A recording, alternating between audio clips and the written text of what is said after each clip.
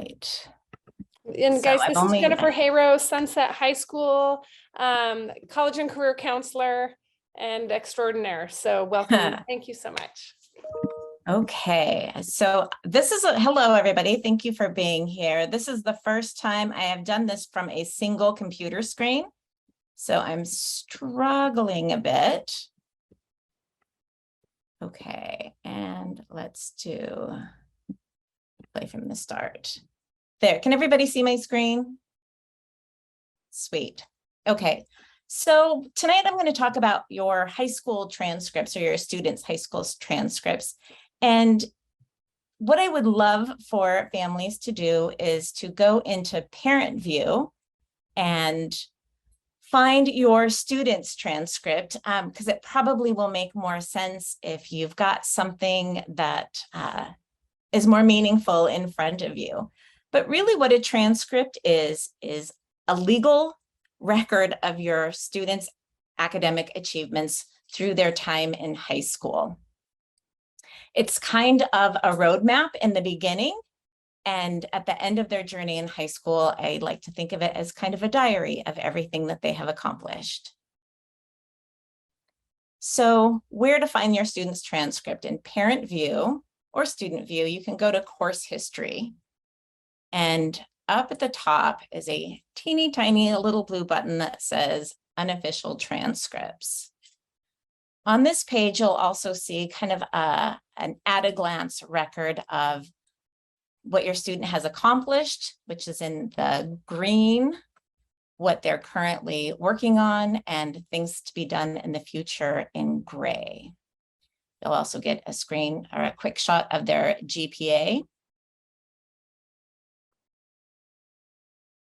And you'll use this for many things, just to kind of keep up on how the transcript looks at the end of each term, and for planning for courses in the future and college launch.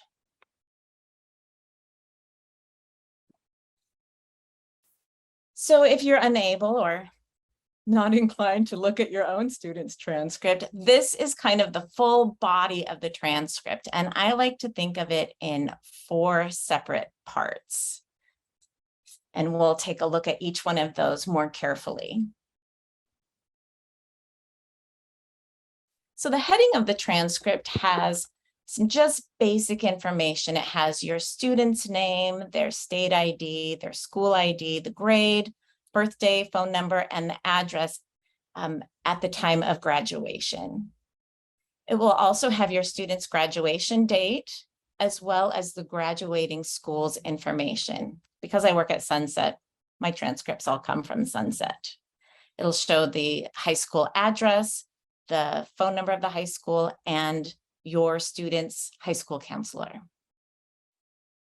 And that's pretty standard across the district. At the bottom of the transcript, this is going to be a little bit differently important depending on where your student goes to school and what kind of courses they're taking. But some things are fairly standard. Now, it's got a prefix legend, and I have ours weighted as D for weighted dual credit and I for weighted international baccalaureate, because those are the kind of classes that we offer that are weighted. Some schools will have, their transcripts will have an A for advanced placement, a W for other weighted courses, and I can't see what the other one is hiding under there. An important thing to note just for this year and for the next few years is this statement right here, that all Oregon schools were closed March 16th of 2020.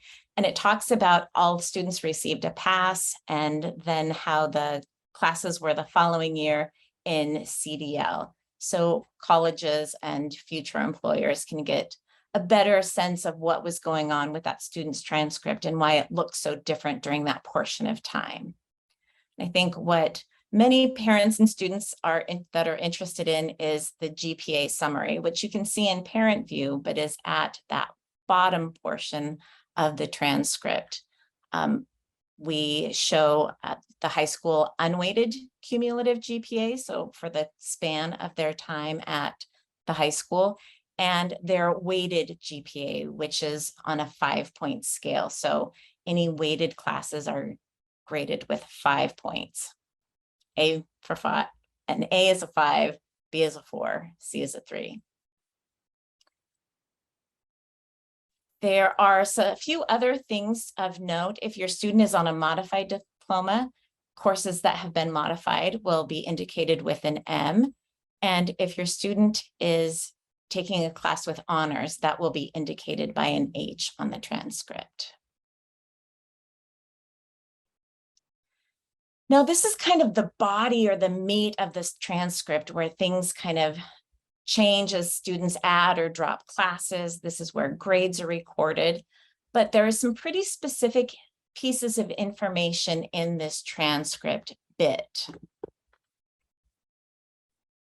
On each transcript, there's a legend for the subject, the course title, the mark, which is the same thing as a grade, and the credit amount attempted and the credit amount completed. So frequently, for our transcripts, it's mostly a 5.5/0.5. For career ed, it's 0.125/0.125. I'm not sure if there are any other amounts of credit that get awarded in the Beaverton School District. It also shows the high school that is awarding that credit. And our kids that take health careers, it shows a different high school heading for those grades because they're submitted by a different entity. It shows the classes taken, the grades earned, the credit earned, and this is where we talked about the little H indicator for honors. It would be the same thing with an M if a student is on a modified diploma. And also on the side, the I for IB would be an A for AP and any dual weighted classes. It also shows at the bottom of each term, the number of credits attempted, the number completed, and the GPA for that individual term.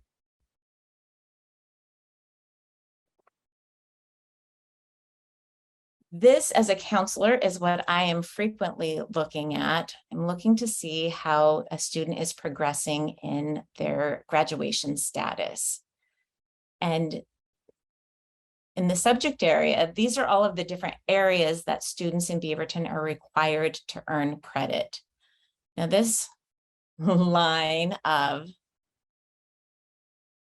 letters, B stands for business, F is fine arts, WL is world language, applied arts, and applied technology. That is kind of a cluster of classes that are required, 3 credits worth over the 4 years. Then there's career education, which at Sunset is a little chunk every year. There's the PE required and PE choice, health, language arts, math, science, social studies, and electives. This next column shows the amount of credit required in each area for graduation, with a grand total of 24 credits required in those specific areas to graduate. The next column, this one completed, are the classes that your student has completed and earned credit in. So the amount of credit is the same across all Beaverton schools, 3 in the fine arts, world languages, or fine arts, world languages, and applied arts, half credit in career ed, 1 full credit in PE, the 2 different kinds, 1 full credit in health, 4 credits of language arts, which our kids take it every year, 3 credits of math, although we like to say 4, 3 credits of science, 3 credits of social studies, and electives. Electives are a little tricky, at least at Sunset, because there's no place in the planning guide that says elective classes, these are your choices. What's important to note is that every credit a student earns beyond the required credit becomes an elective credit. So your student's 4th year of math, that last credit becomes elective credit. The same thing with science, PE, anything.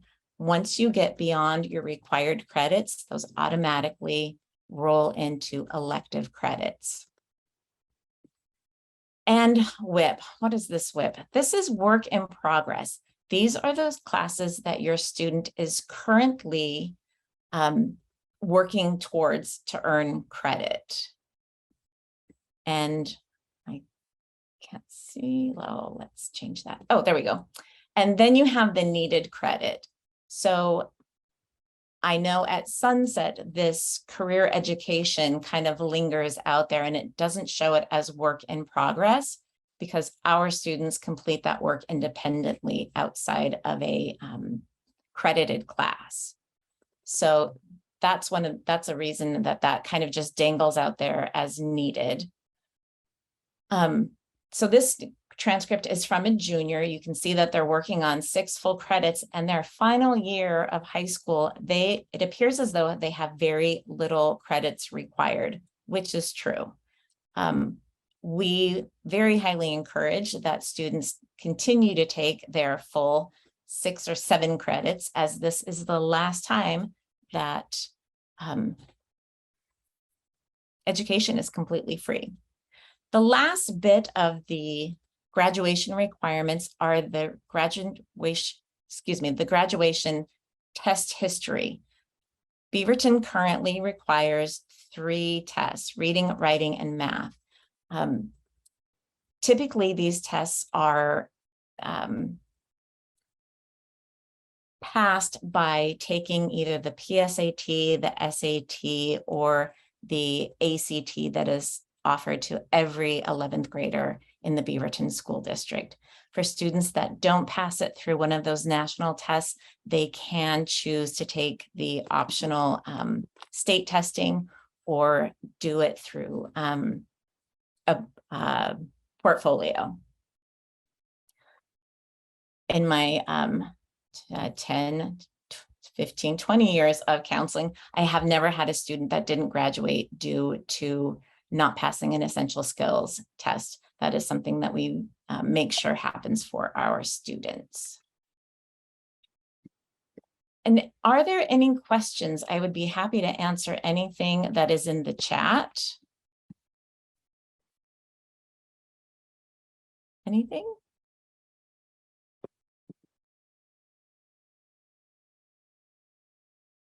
If you don't have any questions, you are free to take a break and get something to, a glass of water or something to drink before the main event begins at 6 o'clock. But I will hang out here and answer any questions that people may have. Thank you, Jennifer. I'll hang too. Okay.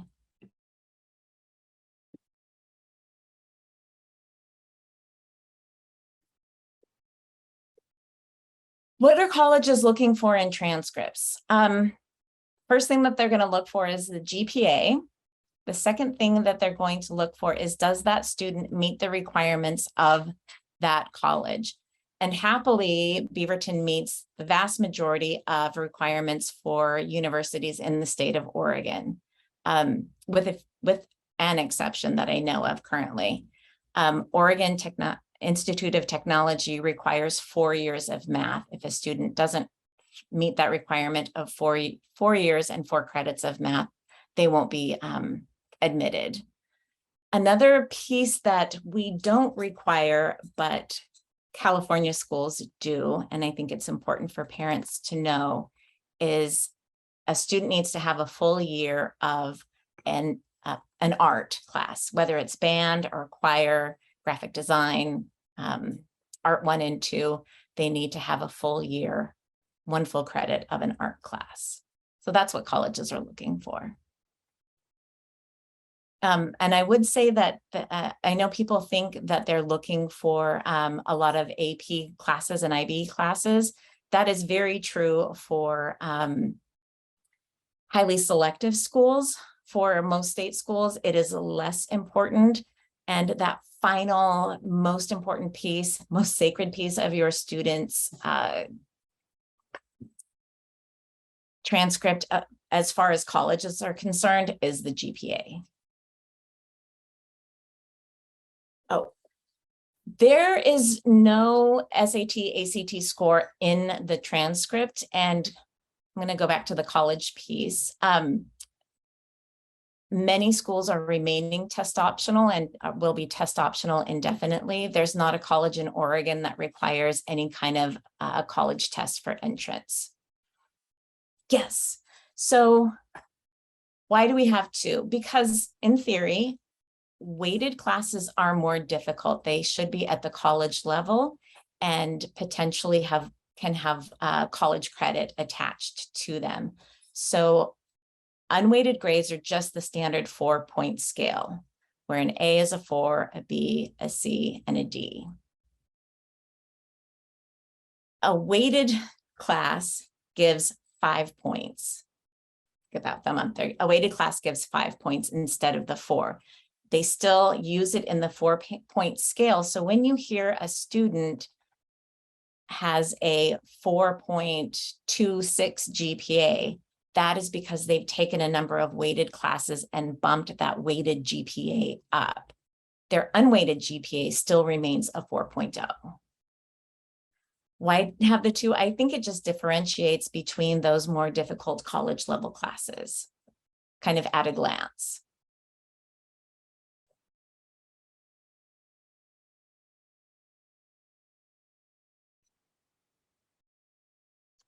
The question is, it is a 3.5 GPA average in a student's class round up to a 4 when it's counted in GPA. I think that depends entirely upon the teacher and the class. And honestly, I don't think teachers, that 4 in a class doesn't necessarily mean a 4 in the final grade. That is a classroom teacher decision and evaluation, and the point scales that buildings use can be different, whether they're IP or IB, AP or IB.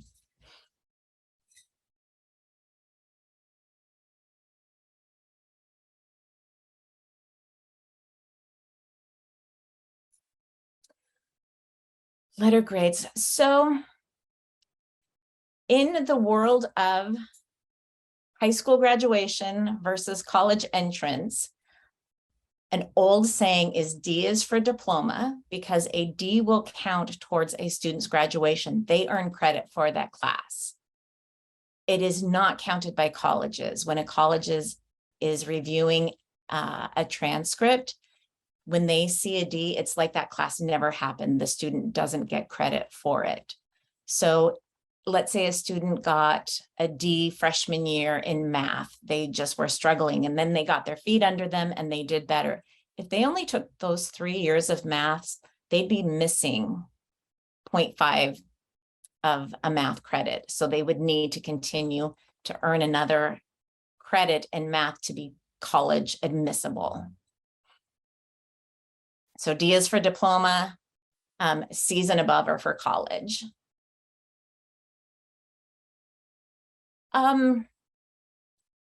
Liz asks about, since college testing isn't required, does the teacher do the teacher recommendations and counselor letters count for more? I think that teacher and counselor letters are somewhat important. I think the most important thing that we hear over and over again from admissions counselors is it is students' work, then their courses, but their personal essays are really the most important thing that's going to grab their attention and reel them in to be interested in a student. Nora had a question about when are the graduation tests that are required to graduate taken? I think that was the question. There are no, currently there's no tests that are required for graduation. In the past, there was tests such as the OAKS, the SBAC, and now the OSAS, I think they call it.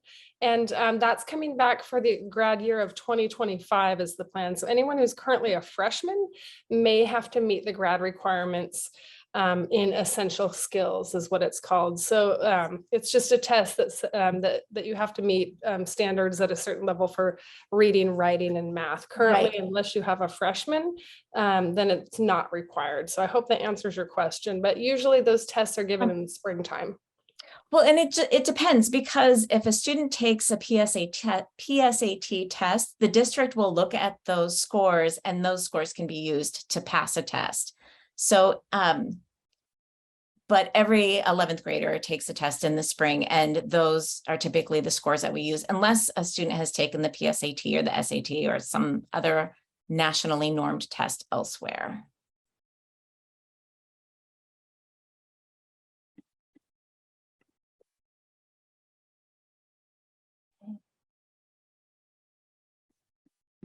Great questions. Keep them coming. Now's a really good chance to ask some of these questions about college and planning and transcripts. And one thing I'll say is a lot of kids, you know, there's a big variety in types of students at schools. You know, I've worked in a lot of schools, and some kids will just, you know, and their senior year do the bare minimum because they're like, I only need 24 credits to graduate. I really only need these 2 classes this year. So don't let your children lead you to believe that, you know, that they only need to take 2 classes their senior year, because I try to remind kids this is a free education. There's going to be no other time in your life where you're going to get a free education.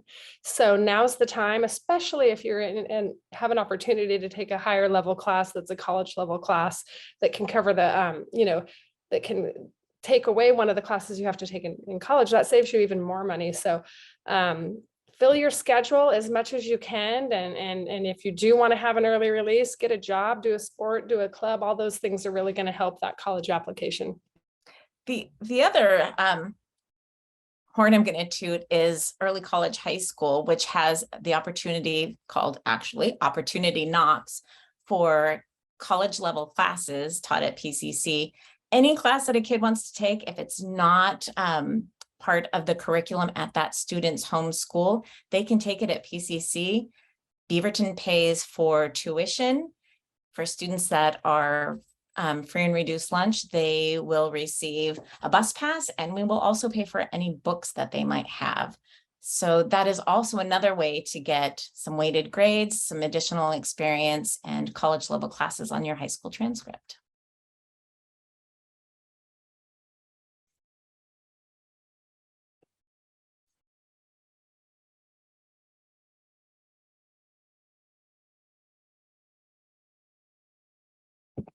So we've got about 6 more minutes. Anybody? Anybody?